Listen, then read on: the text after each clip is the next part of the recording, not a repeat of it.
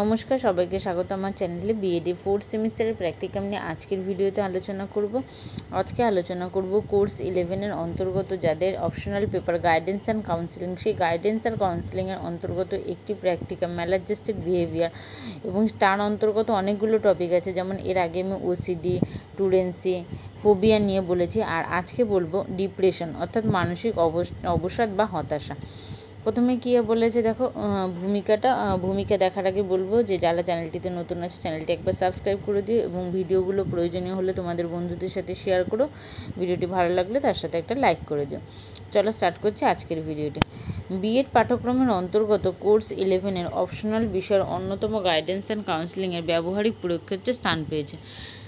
একজন ব্যক্তিকে সম্পূর্ণ সামগ্রিকভাবে ব্যাখ্যা করতে প্রয়োজনীয় সমস্ত রকমের তথ্য, যেমন সামাজিক, শারীরিক, জীবনীমূলক, পরিবেশগত, বৃত্তিমূলক ইত্যাদি তথ্য সংগ্রহ করাকে কেস স্টাডি বা ব্যক্তি অধ্যয়ন বলে।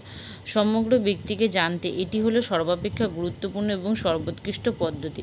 কেস স্টাডির উদ্দেশ্য হলো তথ্যের সমগ্র উৎসকে কাজে লাগিয়ে ব্যক্তি সম্পর্কিত সব তথ্য সংগ্রহ করা। মনস্তাত্ত্বিক, মনোচিকিৎসক ও সমাজ সংস্কারগণ সাধারণত কেস স্টাডি ব্যবহার করে থাকেন। শিক্ষাক্ষেত্রে এর ব্যবহার কদাচিৎ হয়, কারণ শিক্ষক, উপদেষ্টা এবং সহশিক্ষকদের সময়ের স্বল্পতার জন্য এটি সম্ভব হয় না। বিদ্যালয়ের নির্দেশনা বিভাগে সমস্যা সংক্রান্ত শিক্ষার্থীদের জন্য কেস স্টাডি করে থাকেন। ব্যক্তির অপসংগতিমূলক আচরণের অন্যতম হলো মানসিক অবসাদ বা হতাশা, ডিপ্রেশন যেটাকে বলা হচ্ছে। কেস স্টাডি কেন করা হয়? একটি উত্তম কেস স্টাডি পরামর্শদাতাকে নিম্নোক্তভাবে সাহায্য করতে পারে। 1 নম্বর, শিক্ষার্থীর প্রবণতা, আগ্রহ, অভ্যন্তরীণ চাহিদা সম্পর্কীয় তথ্য পাওয়া যায়। 2 নম্বর বলা আছে শিক্ষার্থীর পিতামাতা, ভাই বোন এবং অন্যান্য নিকট আত্মীয় ও সম্পর্কিত আত্মীয় স্বজন, বন্ধু বান্ধবের সঙ্গে সম্পর্কের চিত্র কেস স্টাডি থেকে পাওয়া যায়। 3 নম্বর বলা হয়েছে শিক্ষার্থীর শিক্ষাজীবন সম্পর্কীয় তথ্য সংগ্রহ করা যায়। 4 নম্বর বলা হয়েছে শিক্ষার্থীর আচরণগত ত্রুটি, বদভ্যাস এবং অন্যান্য বিভিন্ন সমস্যা সম্পর্কে অবহিত হওয়া যায়। 5 নম্বর বলা হয়েছে শিক্ষার্থী হীনমন্যতায় ভুগছে কিনা জানা যায়। 6 নম্বর, কেস স্টাডি থেকে শিক্ষার্থীর চরিত্রের বিভিন্ন দিক সম্পর্কে নির্ভরযোগ্য তথ্য সংগ্রহ করা যায়, যার সাহায্যে অভিজ্ঞ পরামর্শদাতা শিক্ষার্থীর সামগ্রিক চরিত্র মূল্যায়ন করতে পারেন, যা শিক্ষার্থীর শিক্ষা ও বৃত্তি পরিকল্পনায় বিশেষ গুরুত্বপূর্ণ। এর পরবর্তী পয়েন্ট, কেস স্টাডির বৈশিষ্ট্য। কেস স্টাডির বৈশিষ্ট্যগুলি হলো: 1 নম্বর, একক পরিচালনা। এই পদ্ধতিটি এককভাবে কোনো পরিবার, প্রতিষ্ঠান এবং সমগ্র সম্প্রদায়কে পরিচালনা করে। আমরা কোনো বিমূর্ত বিষয়, যেমন একটি সম্পর্কগুচ্ছ, পারিবারিক সমস্যা প্রভৃতি বিভিন্ন ক্ষেত্রে কেস স্টাডি একক হিসাবে বিষয়গুলোকে প্রত্যক্ষ করে। 2 নম্বর বলা হয়েছে বিস্তারিত পর্যালোচনা। এর অন্তর্ভুক্ত বিষয়গুলো গভীর। এখানে কোনো একটি সমস্যাকে ভিত্তি করে তার উপর প্রয়োজনীয় তথ্যগুলো সংগৃহীত হয়ে থাকে। 3 নম্বর বলা হয়েছে সমগ্র একক পরিচালনা। এককের সামগ্রিক দিকের পর্যালোচনা ব্যতীত কোনোভাবে ফলাফল পর্যালোচনা সম্ভব নয়। বস্তুত কেস স্টাডি এর ভিত্তি হলো ব্যক্তি বা পারিবারিক জীবনধারার পূর্ণাঙ্গ পর্যালোচনা। এখানে এককগুলোকে একটি গোষ্ঠীর প্রতিনিধি হিসাবে গণ্য করা হয়। মূলত 4 ধরনের কথা এখানে উল্লেখ করা হয়েছে। একটি হলো একটি একক থেকে নানা ধরনের তথ্য সংগৃহীত হবে। বি বলা হয়েছে এখানে সমাজতান্ত্রিক প্রেক্ষাপটে নয়, অর্থনৈতিক, রাজনৈতিক, জীববিদ্যাগত তথা গতিশীল মনস্তাত্ত্বিক যে কোনো ক্ষেত্রে বিষয়বস্তু সমস্যার সঙ্গে সম্পর্কযুক্ত হয়। সি বলা হয়েছে এককগুলোকে এমনভাবে গড়ে তুলতে হবে যা ব্যক্তির ক্ষেত্রে নয়, সমগ্র গবেষণার ক্ষেত্রে কার্যকারী হয়ে থাকবে। ডি, এককটি বৈধ সম্পর্কভিত্তিক হবে। এর পরবর্তী পয়েন্ট, কেস স্টাডির বিভিন্ন স্তর। কেস স্টাডিতে সাধারণত নিম্নলিখিত ধাপগুলো অনুসরণ করা হয়। ক বলা হয়েছে বর্তমান অবস্থা নির্ণয়। কেস স্টাডির প্রথম ধাপ হলো ব্যক্তির বা সামাজিক এককের বর্তমান অবস্থা নির্ণয় করা। এই স্তরে ব্যক্তি সম্পর্কে তার বিভিন্ন মানসিক ক্ষমতা, আগ্রহ ইত্যাদি সংক্রান্ত তথ্য সংগ্রহের জন্য বিভিন্ন ধরনের আদর্শায়িত অভিক্ষা ব্যবহার করা হয়। ধরা যাক কোনো শিক্ষার্থীর অপরাধ প্রবণতা সম্বন্ধে অনুসন্ধান করা হচ্ছে। এক্ষেত্রে প্রথম ধাপই হলো শিক্ষার্থীর বর্তমান আচরণ এবং তার অন্যান্য মানসিক ক্ষমতা নির্ণয় করা। তারপরে খ বলা হয়েছে প্রাক্কল্প গঠন। এই স্তরে ব্যক্তি বা সামাজিক প্রতিষ্ঠান বা এককের অতীত সম্বন্ধে অনুসন্ধান করা হয়। অ্যানেকডোটাল রেকর্ড থেকে ব্যক্তির অতীতের আচরণ সম্বন্ধে অনেক তথ্য পাওয়া যায়, যেখান থেকে বর্তমান আচরণের কারণ সম্বন্ধে একটা অনুমান গঠন করা যেতে পারে। শিক্ষার্থীর অপরাধ প্রবণতার কারণ সম্পর্কে কতগুলো প্রাক্কল্প গঠন করা যেতে পারে। এই প্রাক্কল্প গঠনের জন্য অনুরূপ কোনো গবেষণার সাহায্য নেওয়া হয়ে থাকে। তারপরে গ বলা হয়েছে যে প্রাক্কল্প যাচাইকরণ। যাচাইকরণের জন্য গবেষক বিভিন্ন তথ্যের সাহায্য নেবেন। এই ধরনের তথ্য সাধারণত শিক্ষক, অভিভাবক, বন্ধু, ভাই বোন তথা পরিবারের অন্যান্য সদস্যদের কাছ থেকে সংগৃহীত হয়। এক্ষেত্রে শিক্ষার্থীর ব্যক্তিগত দিনলিপি ব্যবহার করা হয়ে থাকে। এই সমস্ত তথ্যের বিশ্লেষণের ভিত্তিতে সমস্যার মূল কারণটি চিহ্নিত করা হয়। ঘ বলা হয়েছে প্রতিকারমূলক ব্যবস্থা গ্রহণ। মূল কারণটি চিহ্নিত করার পর ব্যক্তিকে বিভিন্ন পরামর্শ দেওয়া হয়। বলা হয়েছে অনুসরণ। একটি কেস স্টাডির সর্বশেষ স্তর। এই স্তরে ব্যক্তির উপর পরিচালিত চিকিৎসা পদ্ধতির কার্যকারিতা বিচার করা হয়। যদি দেখা যায় যে শিক্ষার্থীর অপরাধপ্রবণ আচরণগুলোর মাত্রা কমেছে, তাহলে বুঝতে হবে যে চিকিৎসা পদ্ধতি সঠিক এবং ধারাবাহিকভাবে অনুসরণ করা যেতে পারে। পরবর্তী পয়েন্ট, কেস স্টাডির সুবিধা। আলোচ্য পদ্ধতির সুবিধাগুলি হলো, কেস স্টাডিতে গভীরভাবে অনুসন্ধান করা হয় বলে ব্যক্তিকে সামগ্রিকভাবে বিচার করা সম্ভব হয়। খ বলা হয়েছে কেস স্টাডিতে যেহেতু সকল তথ্যের নিরিখে বিচার সম্পূর্ণ হয়, তাই প্রকৃত সমস্যা চিহ্নিত করা সহজ হয়। গ কেস স্টাডির কৌশল গবেষককে মানব আচরণ সম্পর্কে অন্তর্দৃষ্টি প্রদান করে, যা তাকে হাইপোথিসিস গঠনে সাহায্য করে। হতাশা হলো এক ধরনের মানসিক অবসাদ। ব্যক্তির মানসিক পরিতৃপ্তির ক্ষেত্রে যদি বাধার সৃষ্টি হয়, তখন তাকে হতাশা বলে। হতাশার জন্য ব্যক্তি সঙ্গতি বিধানে অক্ষম হয়। ব্যক্তির চাহিদাপূর্ণ না হলে এবং ব্যক্তির লক্ষ্য অর্জনের ক্ষেত্রে বাধা সৃষ্টি হলে হতাশা দেখা যায়। সকল মানুষের মধ্যে সকল আশা কখনোই পূরণ হয় না। আমাদের সকল কর্মপ্রেরণার মূল উৎস হলো আবেগ। ব্যক্তির জীবনে আবেগের গুরুত্ব অনেকখানি, কিন্তু এই আবেগকে নষ্ট করে দেয় হতাশা। এই হতাশার জন্য ব্যক্তির জীবনে হীনমন্যতা বোধ, মানসিক চাপ এবং অশান্তি সৃষ্টি হয়। এই হতাশার জন্য ব্যক্তি অস্বাভাবিক আচরণ সম্পাদন করে থাকে, ফলে ব্যক্তিকে নিজেকে অসহায় ও দুর্বল মনে করতে থাকে। হতাশার লক্ষণগুলি হলো, এই রোগে আক্রান্ত ব্যক্তিরা হীনমন্যতায় ভোগে, কোনো কিছুতেই আগ্রহ থাকে না। খ আত্মবিশ্বাসের অভাব লক্ষ্য করা যায়। গ এই রোগে আক্রান্ত ব্যক্তিদের কোনো কিছু ভালো না লাগার জন্য তাদের মুখের মধ্যে দুঃখের চিত্র ফুটে ওঠে। ঘ শারীরিক জড়তা দেখা যায়, এর ফলে কোনো কাজকর্মে মন থাকে না। শারীরিক জড়তার জন্য ব্যক্তি খাওয়া দাওয়া ঠিকমতো করতে চায় না, যার ফলে শরীর দুর্বল হয়ে পড়ে।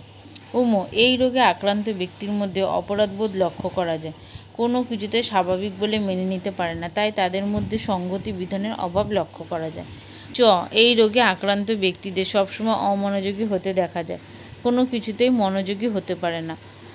বলা হয়েছে আত্মসংযমের অভাব লক্ষ্য করা যায়। বলা হয়েছে একাকিত্ব বোধ ব্যক্তির মধ্যে দেখা যায়। ব্যক্তি কর্মক্ষেত্রে তৃপ্তি না পেলে হতাশায় ভুগতে থাকে। বলা হয়েছে ব্যর্থতার জন্য ব্যক্তি মনে হতাশার সৃষ্টি হয়। কুসংস্কার ও বৈষম্য হতাশার জন্ম দেয়। বলা হয়েছে এই রোগে আক্রান্ত রোগীর মনে হয় যে কোনো কঠিন ব্যাধি যেন তাকে আক্রমণ করেছে, অর্থাৎ রোগীর সবসময় একটানা ভয়ের আশঙ্কা থাকে। এর পরবর্তী পয়েন্ট, হতাশার কারণ। বিভিন্ন কারণে হতাশার সৃষ্টি হয়। এই হতাশার কারণগুলি হলো, প্রথমত বলা হয়েছে সকল ব্যক্তি তার ক্ষমতা ও সামর্থ্যের মধ্যে তার লক্ষ্যকে স্থির রাখা উচিত। অনেক সময় ব্যক্তি তার ক্ষমতার বাইরে নানারূপ চিন্তা ভাবনা করে থাকে, ফলে ব্যক্তির চাহিদা পূরণ সম্ভব হয় না, যার ফলস্বরূপ ব্যক্তির মধ্যে হতাশার সৃষ্টি হয়। দ্বিতীয়ত বলা হয়েছে আমাদের কোনো প্রচেষ্টায় যখন হতাশা দেখা দেয়, তখন সেই রকম কর্ম সম্পাদনের লক্ষ্য গ্রহণ না করাই ভালো, কারণ প্রচেষ্টার অভাবের জন্য ব্যর্থতা আসে, যার ফলে হতাশার সৃষ্টি হয়। তৃতীয়ত বলা হয়েছে ব্যক্তির মধ্যে আত্মবিশ্বাস থাকা দরকার, কারণ আত্মবিশ্বাসের অভাবের জন্য ব্যক্তির জীবনে হতাশার সৃষ্টি হয়। চতুর্থত বলা হয়েছে বিভিন্ন প্রাকৃতিক ঘটনাগুলির জন্য হতাশার সৃষ্টি, যেমন বন্যা, ভূমিকম্প, খরা ইত্যাদি। পঞ্চমত বলা হয়েছে কোনো ব্যক্তি যখন অপর ব্যক্তির কাছে সহযোগিতা প্রত্যাশা করা সত্ত্বেও যদি সহযোগিতা না পায়, তাহলে ব্যক্তির মধ্যে হতাশা দেখা দেয়, অর্থাৎ এক ব্যক্তি যখন অপর ব্যক্তির কাছ থেকে বাধা পায় তখন হতাশার সৃষ্টি হয়। ষষ্ঠত বলা হয়েছে কোনো ব্যক্তির মধ্যে যখন দুটি উদ্দেশ্য সমানভাবে গুরুত্বপূর্ণ হয়ে ওঠে, তখন সে অন্তর্দ্বন্দ্ব দেখা যায়, যার ফলে হতাশার সৃষ্টি হয়। সপ্তমত বলা হয়েছে প্রতিযোগিতার মনোভাব ব্যক্তির মধ্যে হতাশার সৃষ্টি করে। অষ্টমত বলা হয়েছে ব্যক্তির কোনো কিছু ইচ্ছা প্রকাশ যখন বাধা পায় সমাজ ও সংস্কৃতির ক্ষেত্রে, তখন হতাশা দেখা যায়। মনোবিদ ফ্রয়েড তার সিভিলাইজেশন অ্যান্ড ইটস ডিসকন্টিনেন্ট গ্রন্থে বলেছেন, হতাশা এবং মানসিক যন্ত্রণার মধ্যে দিয়ে একটি মানুষকে তার সভ্যতার মূল্য দিতে হয়। নবমত ব্যক্তি যখন কুসংস্কার দ্বারা চালিত, তখন হতাশার সৃষ্টি হয়।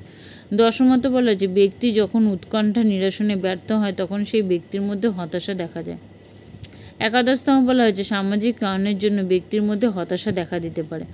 অনেক সময় সামাজিক নিয়মকানুন ও রীতিনীতিগুলো ব্যক্তির চাহিদা পরিতৃপ্তিতে বাধা সৃষ্টি করে।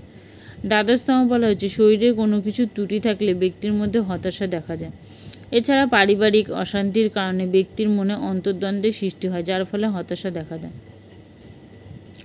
প্রতিকার বলেছে হতাশা কাটিয়ে ওঠার ক্ষেত্রে নিম্নলিখিত পদক্ষেপগুলো গ্রহণ করতে হবে। প্রথমত, ব্যক্তির যে ক্ষমতা আছে সেই ক্ষমতা অনুযায়ী তার চাহিদার স্তর ঠিক করতে হবে। তাহলে ব্যক্তির চাহিদাগুলো পরিতৃপ্তি হবে এবং হতাশা দূরীভূত হবে।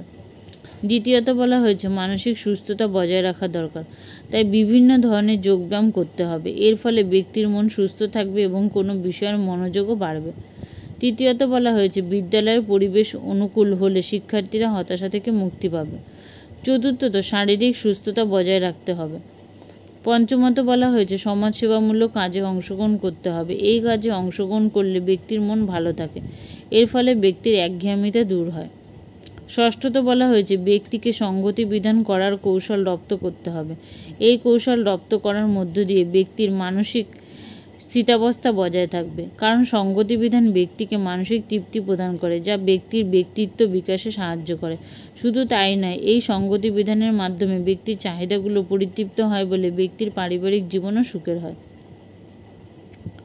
এর পরবর্তী কী আছে, অনুসন্ধানমূলক প্রশ্নের ব্যবহার। সমীক্ষিত বিদ্যালয়ের নাম লিখবে, শিক্ষার্থীর নাম, শিক্ষার্থীর বয়স, সমীক্ষিত শ্রেণী এবং শিক্ষার্থীর ঠিকানা। কিছু প্রশ্ন করা হয়েছে, হ্যাঁ না এবং নিরপেক্ষভাবে অ্যান্সার দিতে হবে। বলা হয়েছে 1 নম্বর প্রশ্ন, কোনো বিষয় নিয়ে তুমি কি এক মনে ভাবো? সেক্ষেত্রে উত্তর দিচ্ছে যে হ্যাঁ। তারপর 2 নম্বর হচ্ছে তুমি কি কাউকে মনমরা হয়ে বসে থাকতে দেখো? সেক্ষেত্রে বলা হচ্ছে যে না। 3 নম্বর, তুমি কি সব বিষয়ে খুব তাড়াতাড়ি উত্তেজিত হয়ে পড়ো? হ্যাঁ। তোমার কি কখনো আর্থিক কারণে বিদ্যালয়ের কোনো কর্মসূচিতে অংশগ্রহণে বাধার সৃষ্টি হয়েছে? সেক্ষেত্রে অ্যান্সার হচ্ছে হ্যাঁ। তবে 5 নম্বর হচ্ছে প্রাকৃতিক বিপর্যস্ত ক্ষতিগ্রস্ত মানুষের দেখে তোমার কষ্ট হয়েছিল? সেক্ষেত্রে অ্যান্সার হচ্ছে না। তারপরে 6 নম্বর বলা হয়েছে যে তোমার জীবনে এমন কোনো ঘটনা ঘটেছে যেটা তুমি ভাবো বা অস্থিরতা অনুভব করো? সেক্ষেত্রে যেমন নিরপেক্ষ থাকছে। এবার যে যেরকম উত্তর দেবে তোমরা সেরকমভাবে করে রাইটগুলো দেবে প্রত্যেকটি ঘরে। সমীক্ষক পরিচিতিতে বলা হয়েছে 1 নম্বর সমীক্ষকের নাম দেবে, তার বয়স, ঠিকানা।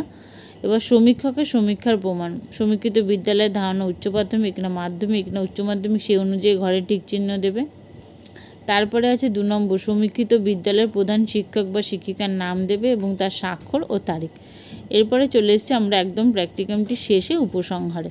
হচ্ছে বিদ্যালয় তথা সমাজ থেকে অপসংগতিমূলক আচরণ একেবারেই মুছে ফেলা সম্ভব নয়, তবুও আমাদের চেষ্টা করে যেতে হবে যাতে শিক্ষার্থীদের মধ্যে অপসংগতিমূলক আচরণ কিছুটা হলেও কমবে। তবে জীবনের যে কোনো সমস্যা যতই দুর্বিষহ হোক না কেন, পরিবার এবং পারিপার্শ্বিক সমাজের সহযোগিতা, ভালোবাসা ও সহমর্মিতা থাকলে সেই সমস্যা থেকে মুক্তি পাওয়া সম্ভব হবে। এই পর্যন্ত ছিল সম্পূর্ণ প্র্যাকটিকামটি। ভিডিওটি ভালো লাগলে অবশ্যই একটা লাইক করে দিই এবং পরবর্তী আরও প্র্যাকটিকাম নিয়ে নেক্সট ভিডিওগুলোতে একের পর এক আলোচনা করব। এখানে ভিডিওটি শেষ করলাম।